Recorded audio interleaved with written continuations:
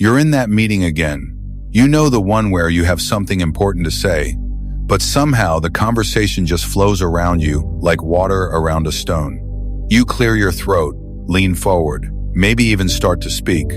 But then someone else jumps in, and your moment is gone. Again. Sound familiar? Yeah, I thought so. Hi, I'm Tony. And if you've ever felt invisible in conversations, if you've ever wondered why some people just seem to command respect when they speak while others get interrupted or ignored, well, you're not alone. And you're definitely not broken. Here's what I've learned after years of studying communication and watching thousands of people transform their professional presence. The secret isn't talking more or talking louder. It's not about dominating the conversation or using fancy words. The real secret?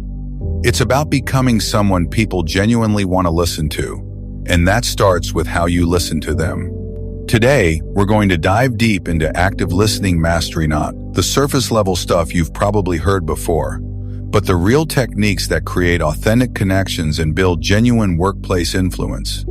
I'll share the exact steps that help me go from being the quiet guy in the corner to someone people actually seek out for advice. And listen, if you're dealing with social anxiety or you've tried communication tips before that just didn't stick, I get it. This isn't about fake idle you make it confidence. This is about building something real, something that feels authentic to who you are. Picture this. You walk into your next team meeting, and instead of dreading it, you actually feel curious. You're not worried about what to say because you know that your genuine interest in others will naturally draw them to you. When you do speak, people don't just hear you, they really listen. That's where we're headed. Let's start with something that might surprise you. Most people think they're good listeners, but here's the truth, we're actually pretty terrible at it. Research shows that immediately after listening to someone, we only retain about 25 of what we heard. Within 48 hours, that drops to less than 10. But here's the thing that really gets mates, not because we don't care. It's because nobody ever taught us how to listen properly. We learned how to read, how to write, how to speak. But listening, we just assumed we'd figure it out. The difference between hearing and active listening is like the difference between looking at someone and really seeing them. When you hear, you're just processing sounds. When you actively listen, you're creating space for connection, understanding, and respect. Now, let me tell you about Sarah. She was a project manager who came to me frustrated because her team wasn't responding to her ideas. I know what I'm talking about, she said, but it's like they don't even hear me. Sound familiar? The breakthrough came when Sarah realized she was so focused on getting her point across that she wasn't really listening to her team. She was hearing their words, sure, but she was already formulating her response before they finished talking. Here's what changed everything for Heron. What's going to change everything for you too? Step 1. Be fully present. And I mean fully present. This sounds simple, but it's probably the hardest thing you'll do today. When someone is talking to you, your phone goes face down. Your laptop screen gets minimized. Your mind stops planning what you're going to say next. I want you to try something right now. For the next conversation you have, whether it's with a colleague, your boss, or even the barista at your coffee shop, give them your complete attention. Notice how different it feels. Notice how they respond. Sarah started doing this in her team meetings. Instead of looking at her notes or checking her phone, she maintained eye contact and leaned in slightly. The change was immediate. People started speaking more openly, sharing ideas they'd never mentioned before. But here's where it gets interesting, and this is something most communication advice completely misses. Step 2. Demonstrate engagement through your body language and verbal cues. Your body is having a conversation even when your mouth isn't. When you're truly engaged, you naturally lean forward slightly. Your shoulders open up. You nod at appropriate moments, not like a bobblehead, but with genuine understanding. And here's a simple phrase that works like magic. Go on. That's it. When someone pauses, instead of jumping in with your thoughts, just say, go on, or tell me more about that. Watch what happens. People will share deeper insights. and they'll walk away feeling heard in a way they rarely experience. But the real game changer? Step 3. Reflect and paraphrase. This is where active listening becomes a superpower. Instead of just nodding along, you mirror back what you're hearing. But not like a parrot, you're showing that you understand the deeper meaning. So instead of saying, "Okay, got it," you might say, "So what I'm hearing is that you're not just concerned about the deadline, but you're worried that rushing might compromise the quality of work that you're proud of. Is that right?"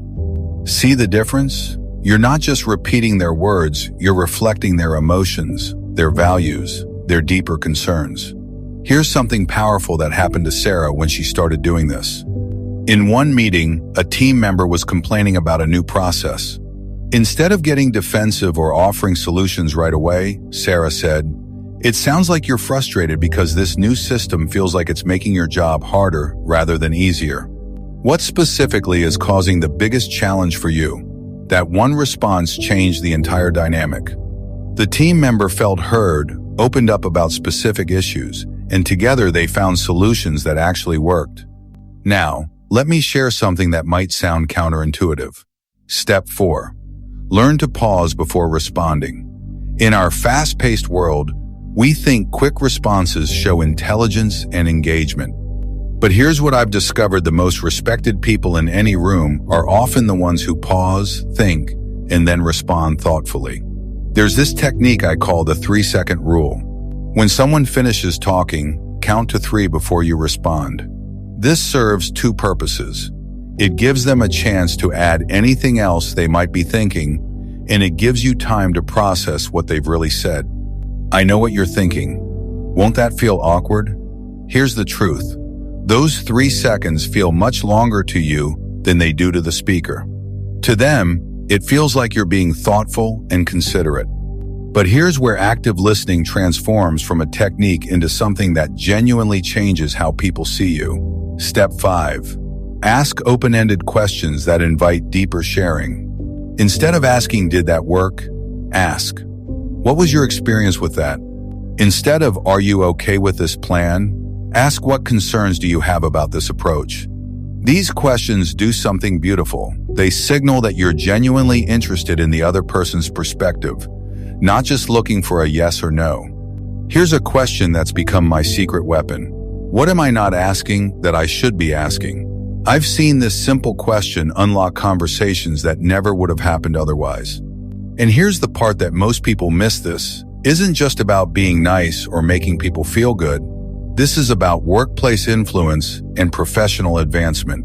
When you become known as someone who truly listens, people start seeking you out.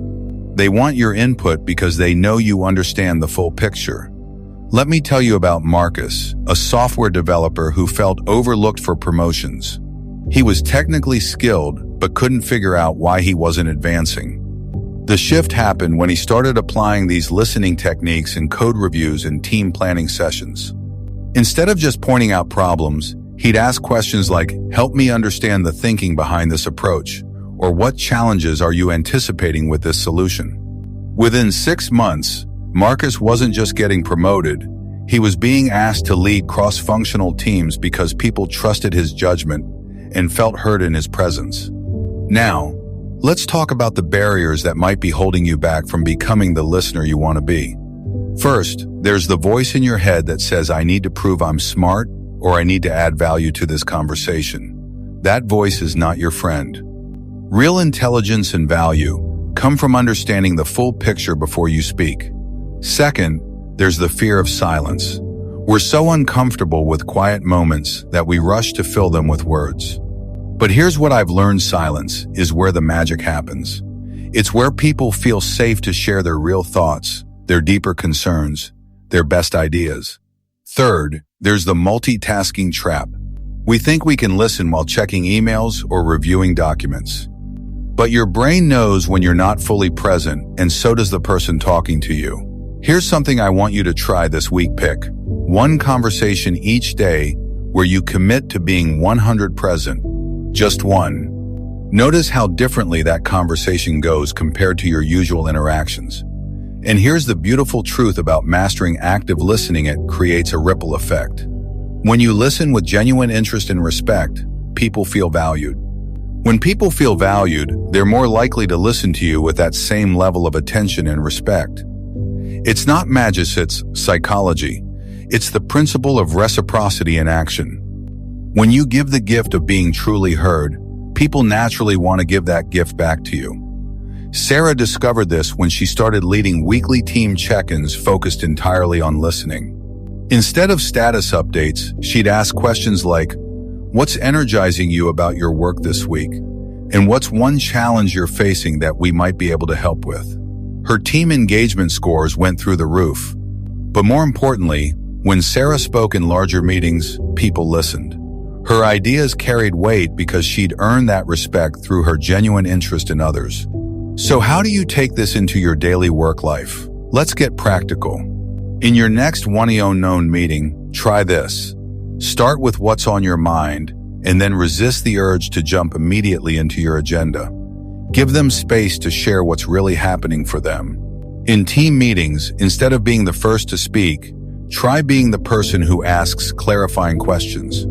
Can you help me understand, or what led you to that conclusion?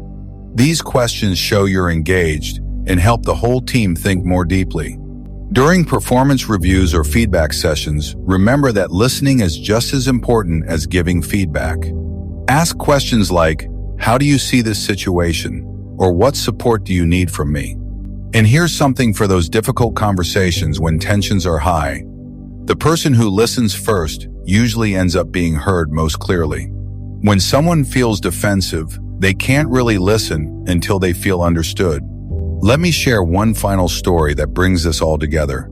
I was consulting with a company where there was constant conflict between the sales and marketing teams. Both sides felt unheard and undervalued.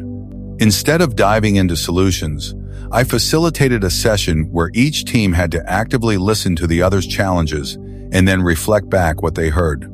No rebuttals, no immediate solutions, just genuine listening and understanding. The transformation was remarkable.